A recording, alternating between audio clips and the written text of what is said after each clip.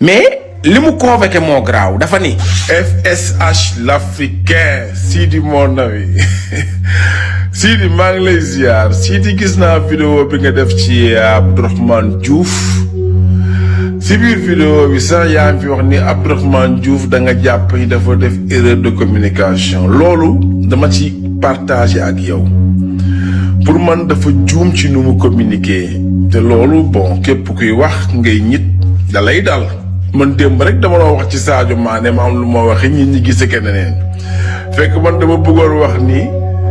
Sadio Mané xamul vie boobu bëgg ko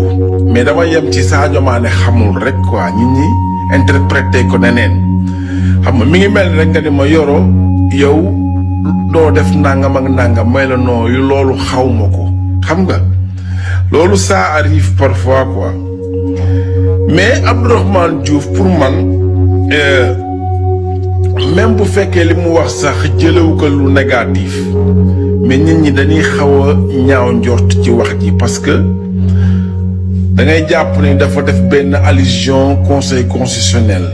maanaam dafa def appel du pied maanaam dafa leen def clin d'œil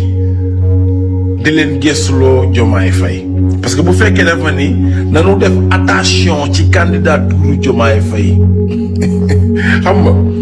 te pourtant deuxième contrôle bi ñu bari candidature yu bari ñoo fay dem te xam nañ ni candidat yu bari ñoo fay dem te xam nañ ni Bassirou Diomaye Faye am na 9 pièces nécessaires yi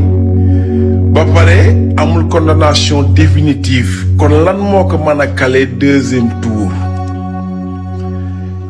mais li mu convoqué moo graaw dafa ni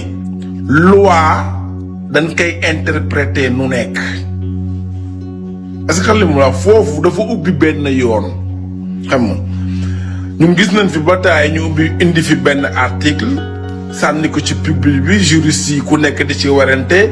xam nga plateau boo dem kii ni nii lañ koy waxee kii nii lañ koy waxee nii lañ koy waxee loolu da koy yombalal conseil constitutionnel xam nga maanaam ñi nga waxee ci biir vidéo nii nit bu amee mbërëm di dem làmba ja nga sikkal mbërëm nga wala nga wax ci moom ay défaut du ko neex te loolu moo dal patriote yi par exemple tey Bourguewel la mu waxoon ci Ama Baldé gis nga waa Pikine xam nga nin ko linché ni nu dalee ci kawam ak yooyu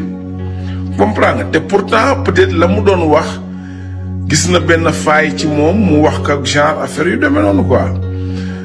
pour man moom xëy na sax jubluwu ci loolu mais def na erreur de communication pour man quoi moo tax sama benn copain bu nekk États-Unis big laay linché na ko ci Facebook bi quoi xam nga et puis maa ngi dégg Bougane tamit nee na bon vraiment moom moo may ñaari nit ay parrainage